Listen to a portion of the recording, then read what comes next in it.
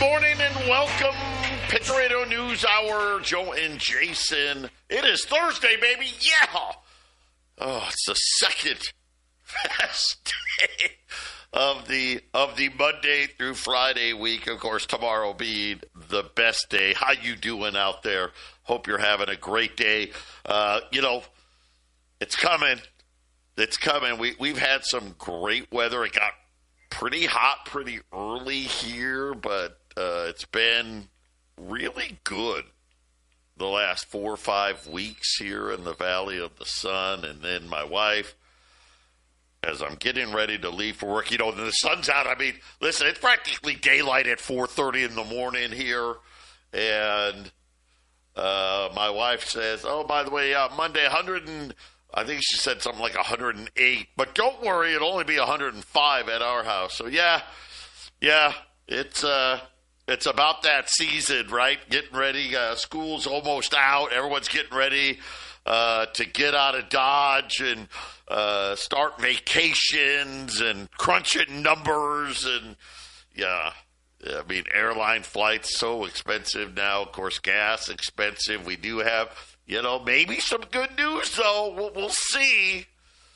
I don't think so. I'm going to stick with it.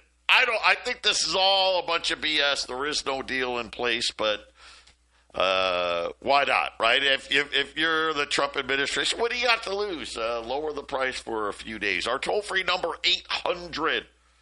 800-951-0592. The website at allamericangold.com, and everything out there. Bubble this, bubble that, the quants, the Buffett, whatever you want to call what he does, the amount of people now going, okay, yeah, we got an AI-driven, very, I guess, tech bubble sort of reminiscent here, but we have gold and silver on the move again. And, in the world of everything's a meme stock, we've got another. And again, these are things that, take oil as an example. Oil was probably the one thing that there was a lot of. Really. I mean, 12 weeks ago, there was a lot of oil everywhere. They've taken care of that problem. But everything else, there really wasn't. There wasn't a lot of copper out there. There wasn't a lot of gold out there. There wasn't a lot of silver out there. Not a lot of aluminum or iron or, wheat, soybeans, all of that kind of stuff. There just wasn't a lot of it. There was enough, but not a lot. Obviously, take beef, right? Cattle. That's probably the biggest example. By the way, the Agriculture Department, another terrible. Still less cows. So at some point, we got to start having some more cows. I don't know when that's going to be, but in any event, listen, our toll-free number is 800-951-0592. Get your gold and silver put away. Right now, just to give you an idea, right, gold's up $70 more. I mean, what a crazy week. When the ramping up, remember, gold was down to like $100, and now we're just lapping people. Gold's almost 4760, but approaching $4,800, and it's done it. I mean, gosh, we were $4,500 72 hours ago. That's how fast. Why? Well, because it's falling for what I'll say is other factors versus economics 101 in supply and demand.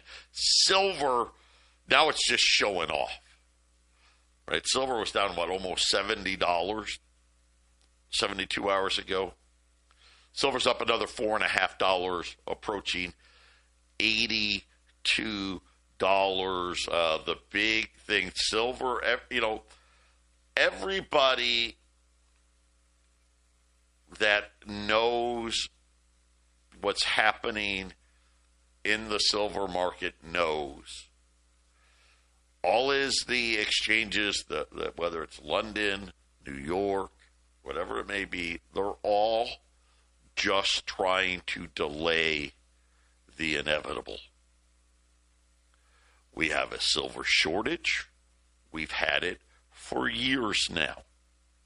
And like a lot of things, think about what I told you about oil. Man, 12 weeks ago, there was a lot of oil. Well, 6 years ago, there was a lot of silver. And we had a shortage. But there's still a lot of silver.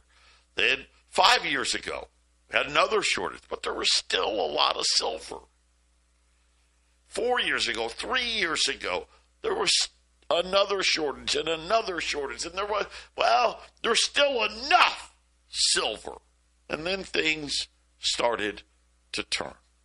Last year, we saw what happened, right? Because all of a sudden, there wasn't enough silver. And we have another shortage. And guess what? 2027 is going to be another shortage. 2028 is going to be another shortage. But something happened today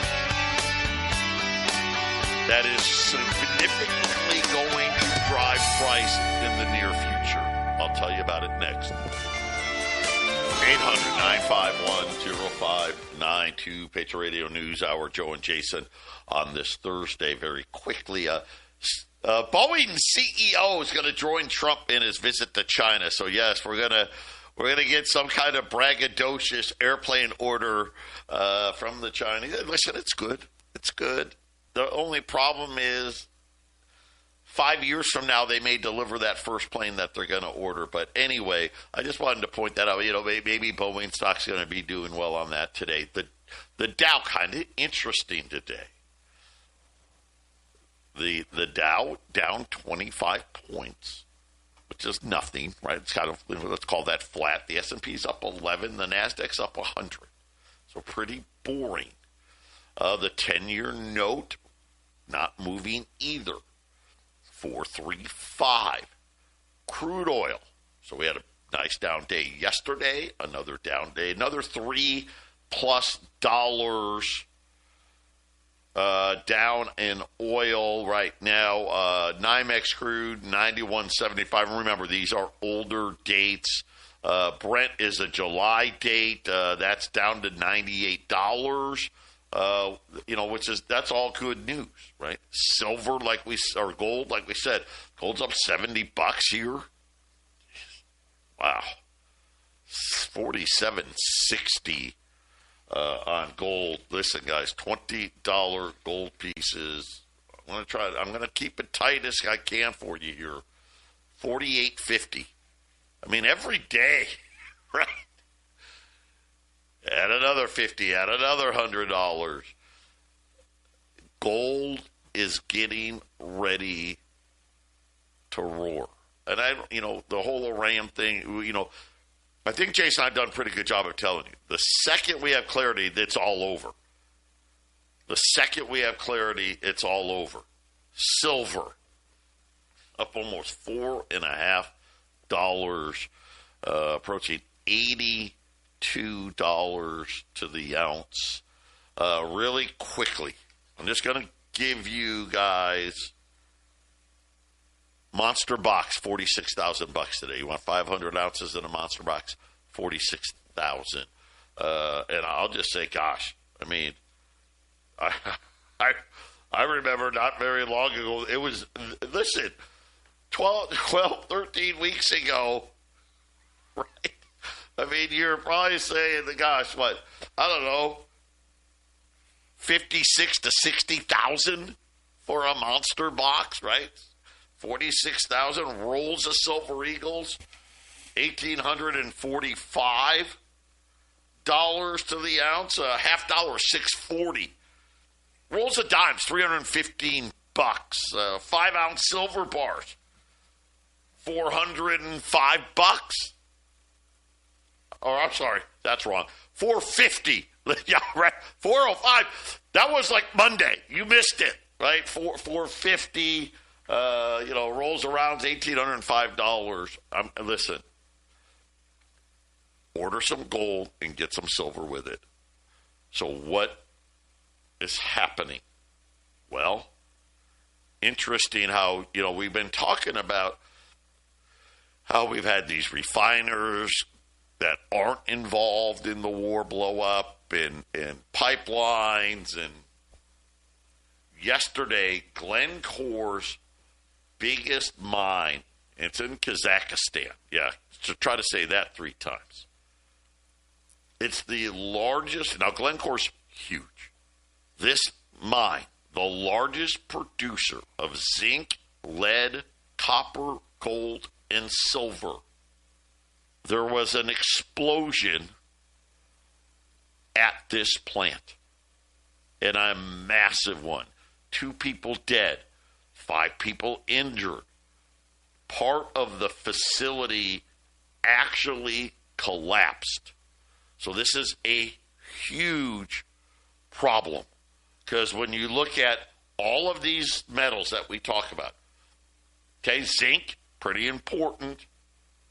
Not a lot out there. There's enough, but now, no, right? Lead, copper, right? Copper, right? Copper's in the category silver was in a few years ago.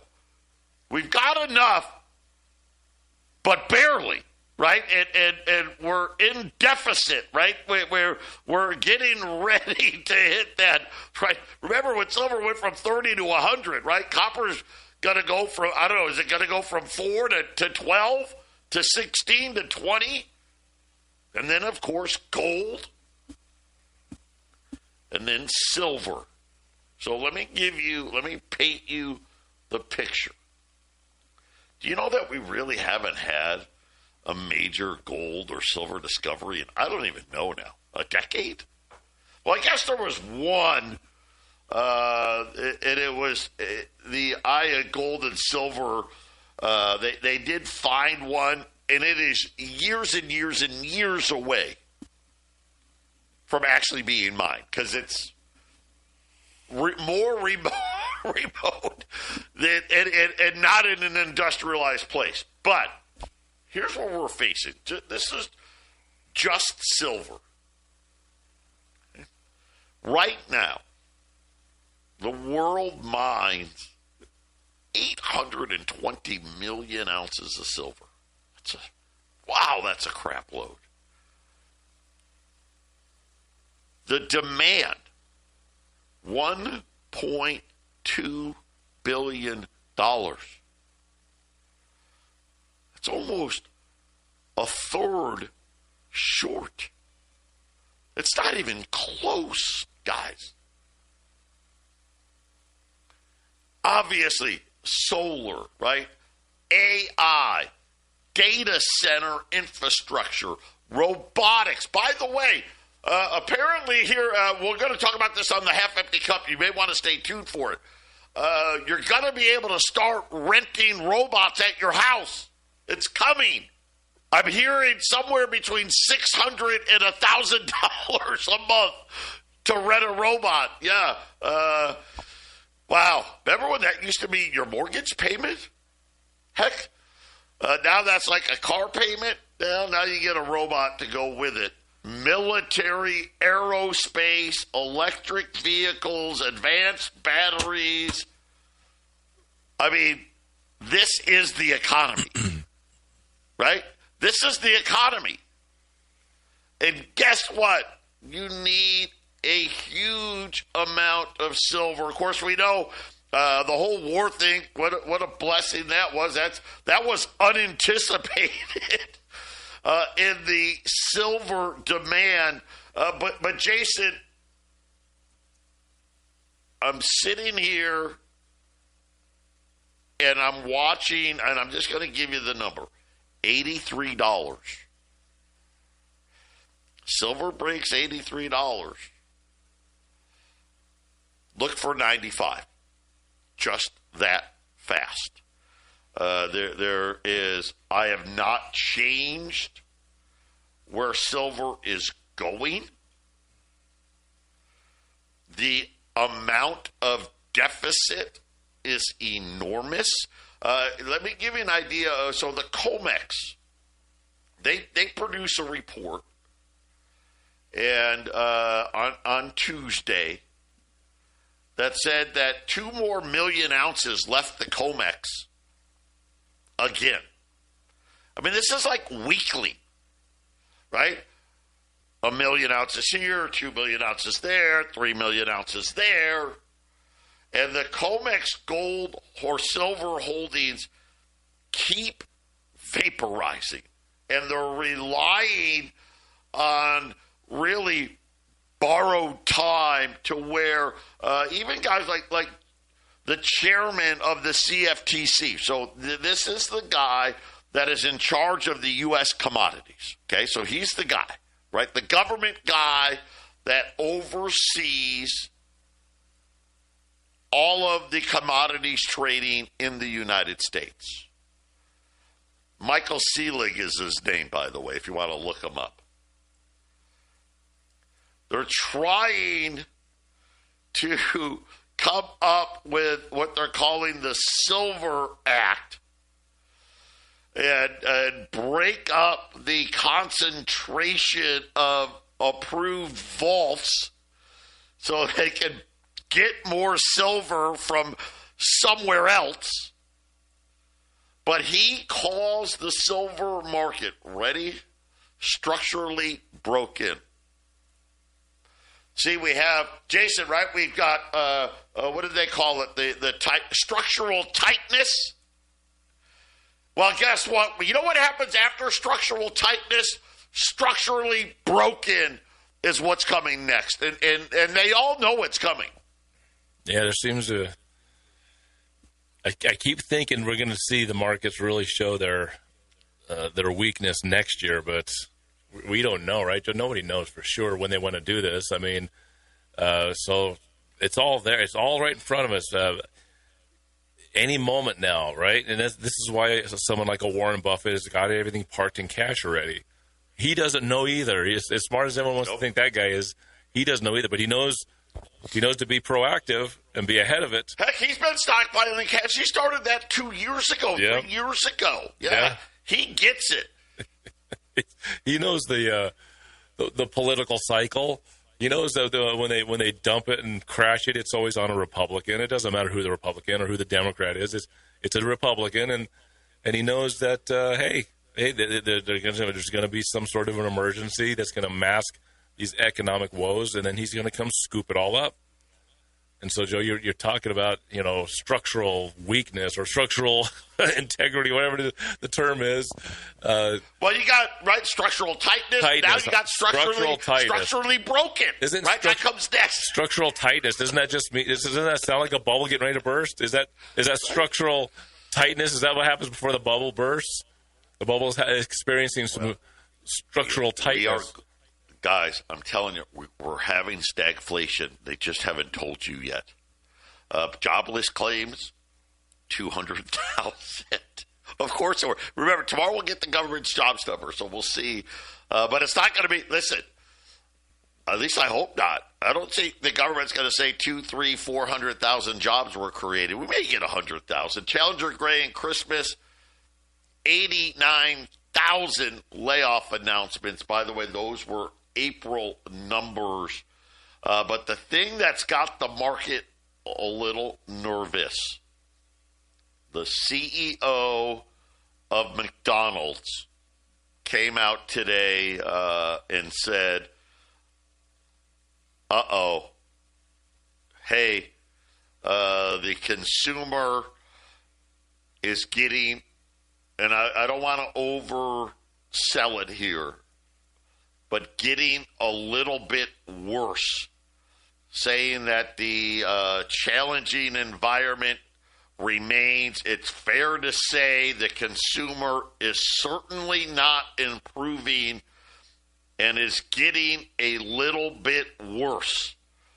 Our focus is on what we control. on that score. Hey, I feel good that we can control some costs, right? McDonald's, right? They're when it comes to fast food, right? They operate the best. Clearly, elevated gas prices is the core issue right now. Gas prices, inflation, disproportionately impact on the low-end consumer. Here's the part that really made the headline, though. Well, what about, hey, set gas prices aside, right? Set it aside because, the war's going to end at some point. He said that they expect the pressure to continue to increase whether or not gas prices remain elevated. So, not the words people were hoping for. Yes, ma'am, back. 800-951-0592. Again, $20 gold, $48.50. Silver just on a tear. Silver Eagles, $1,845. Silver dimes, $315. Right, $450 for a 5-ounce silver bar at 800-951-0592, and it is really interesting what's happening in the U.S. debt market right now. So remember yesterday I told you guys, hey, the Treasury came out and said, we need to borrow more money. What we didn't talk about was the Treasury Borrowing Advisory Committee. What? Yeah, in the Treasury, they've got this committee, and, the banks are on it, and, people in the Treasury. And they're in full-blown discussions to have the U.S. Treasury to start investing in the repo market. Uh-oh. Remember what I tell you, right? And this is maybe the best thing about having a radio show is you can get really educated. Reverse repo market, good. Repo market, bad. So why in the HE double hockey sticks would the Treasury Department now say, guys, we may have to get into the repo market? Another major sign. Listen, there's bubble signs everywhere, right? We probably hit you to death on how overvalued Wall Street is, and it's a handful. Well, let's just call it the AI economy. But the plumbing of the economy, the debt market, is getting sicker and sicker, to the point now where the Treasury is saying, hey, and this advisory group, right, these are the institutions that are the ones that are telling the Treasury how bad things are, how bad the plumbing is, how bad the demand is, or how good, right? Hey, everything's great. This is not government officials. This is J.P. Morgan, right? These are hedge funds. This is guys like Jeff Gundlach. By the way, did you see? Go to All American Gold, first article. Yeah, huge write-offs coming in the private credit markets. But they're advising the government and telling the government that, hey, things are getting so tight that the Treasury should lend its, quote, excess cash to the repo market. Why? Well, when banks borrow from the repo market. So remember, why do banks borrow from the repo market? Well, I got to send out blah, blah, blah in mortgages and insurance premiums, car payments. Somebody went, all the people that went to Walmart, I got to send out for gas, and someone went at Circle K, and right, from the guy that bought a pack of gum to, whatever, guys that do millions of dollars, companies that do billions of dollars. And the bank at the end of the night is like, I don't have that much cash. Can't pay it all. So what they do is they have this thing called the repo market. It's very private. When I started, just to give you guys an example, when I started, 20-something years ago, any mention of the repo market, stock market was down, right? Everybody was like, whoa, who is it? Now they've made it common, which is what they wanted to do. Oh, no, we don't want people to think it's a bad thing. How many of you out there, let me ask you this, how many of you out there would like to know if your bank is borrowing from the repo market? In other words, your bank is saying, yeah, I don't have that kind of money. How many would I'd love to know. Wouldn't you like to know? And especially, I could get it. Maybe if it's once in a while, okay. Wait a minute, you're borrowing every day? Every day you're at the repo market? Yeah, I'd like to know. So those banks will pay a little bit of interest. So what is it? They give treasuries. Well, I don't have the cash.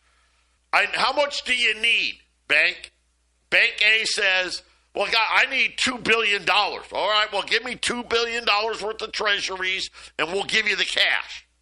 And then when the banks pay it back, they pay a little fee. Right? So I'll pay $2 billion, and I don't know what the fee is. It's minuscule, but still. Maybe they made, whoever lent it to them made $50,000. What's supposed to happen is other banks are supposed to loan it. Bank said, Bank B, well, I've got an extra $2 billion today. I'll loan it to you, so I get the interest. No banks can do it now. All the banks are tight. And it's gotten to the point now where this private committee is telling the Treasury, hey, the Federal Reserve lending isn't enough. You guys need to start lending to the repo market as well. See, because the problem with the Federal Reserve, we got to call them. They got to have a meeting, right? And the Federal Reserve doesn't, right? Well, we only do it every 6 weeks. We don't like the, quote, emergency meetings. Jason, why do I have the feeling we're getting ready to have emergencies, and their plan is to have the Treasury try to cover it up for as long as they can? I think that's always kind of sort of the plan, is to kick the can down the road, right? And until they can make up a new way to sell this fraudulent system to us, Joe. And that's why we try to sell you a legit situation, which is gold and silver, Joe. Yeah. When we get back, we've got our new record high of global debt, but not a new record high for demand for U.S. debt. Uh-oh. We'll be back. 800-951-0592. Patriot Radio News Hour. Joe and Jason. It is Thursday. We've now, when you think about, we've heard maybe there's a deal, maybe there's not a deal. I'm going no deal, but we'll see. We'll see. Another mysterious explosion at maybe one of the most important mining facilities in the world, in a country that most of us could not pick out on a map, in Kazakhstan. Glencore runs this mine. You got people dead, people injured, and a partial collapse that is going to, again, increase structural tightness. Then we're talking about the Treasury this week saying they had to borrow. But what they didn't tell us is, oh, by the way, we have this advisory board. They're the private sector. And they told us, hey, the repo markets need more money. The money from the Fed, because the Fed is already doing it. They don't want to call it quantitative easing. This just tells me, gosh, how big is quantitative easing going to be? Because the Fed can make up numbers out of thin air, right? I mean, the Treasury, they want a checkbook that has $900 billion in it, because if they don't, they run out of money. And now they're saying, hey, guys, the repo market is going to need more money. Why? Well, let's look. Global debt hit a record $353 trillion. That should tell us that, man, got to be a lot of need for dollars. Because a lot of these loans, not all of them, obviously, but a lot of these loans are in dollars. But according to the quarterly global debt monitoring, so people watch this stuff. I mean, what kind of geek do you got to be to watch it? Well, pretty geeky.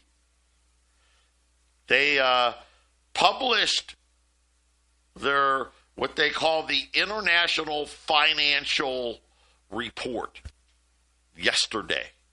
And they're saying that there continues to be efforts by the international investor to diversify away from treasuries. The report says, while they don't think there's an immediate risk. Now, what does immediate mean? Right? To me, immediate means right now. But I need it right now. Okay, we're not saying there's an immediate risk. But with the amount of increasing U.S. government debt, the United States is officially on an unsustainable path. Wow, shocking. Really, thanks for that, Captain Obvious. Here's where the report got good. Here's what they said. These international investors, they're deciding to take money out of U.S. treasuries and buy other sovereign debt that is not the United States, essentially saying the amount of interest in U.S. debt remains the same while global debt continues to skyrocket. So what does that tell you? That just tells you there's less and less increase. The biggest increases, ready? Norway, Kuwait, China, Bahrain, Saudi Arabia. Yep. They're saying that these countries are seeming to be the winners of where some of that debt is going. No surprise for me. By the way, I'll just say this. Did you see this news out of Saudi Arabia? I'm a little worried, this whole little whatever we just did in the last few days may be something entirely different. Apparently, Saudi Arabia and Kuwait informed the United States. Apparently, we did not talk to them when Donald Trump did freedom. We're going to open the strait. And we're going to monitor the strait. We're going to make sure everyone gets through. It's a humanitarian crisis. Well, he never asked Saudi Arabia, Kuwait, and he just said it. And then the UAE said, no problem, keep using our bases. Interesting, they're the ones that got attacked. You know who didn't get attacked? Saudi Arabia didn't get attacked. Kuwait didn't get attacked. The reason being, they informed the United States that they could not use their air bases to use for whatever, Project Freedom or whatever, whatever we called it, to open up the straits. real interesting. 800-951-0592. We'll be back after the break. 800-951-0592. Patriot Radio News Hour. Joe and Jason on this Thursday. Still waiting for this Iranian response that apparently Donald Trump is demanding that they make a response. You ever feel like sometimes you're just talking to yourself? I feel like that today. Sometimes, like Joe. Sometimes, sometimes. Right? Am I just talking to myself here? Are you guys that I don't know, distracted that you don't see what's happening, even though it's right in front of your face? I mean, the news today about what is happening with the United States debt is alarming. Hey, we're running out of money in the plumbing. If you don't start intervening daily, we're going to have a problem. At the same time, Jeff Gunlatch has just told you, oh my God, wait till you see the write-downs on private credit. I don't even understand exactly what private credit is being written down, but it's going to zero. We are on the precipice. This is literally like the last blow of the bubble. And Jason and I both, we kind of think, hey, we can probably go another year. The problem is, you wait a year, listen, gold's going to be over $6,000. Silver's going to be over $100. You don't have a year to get your gold and silver put away at this low of a price. You don't. You know what's so funny? UBS just did a whole big thing with their gold analysis. So I gave you a silver now, 83 going to 95. Gold breaks 4,800. You're going to see 5,000 plus, but UBS just wanted the world to know gold's going to be $5,900, give or take, at the end of the year. You can buy 20s for $1,050 less than that at $4,850. It's up to you. You can decide. Do you want to wait for it to be obvious? Okay, wait. Wait another 6 months. Why not? Right? I'm just telling you what's happening, but, and it really, I'm not the one doing the work.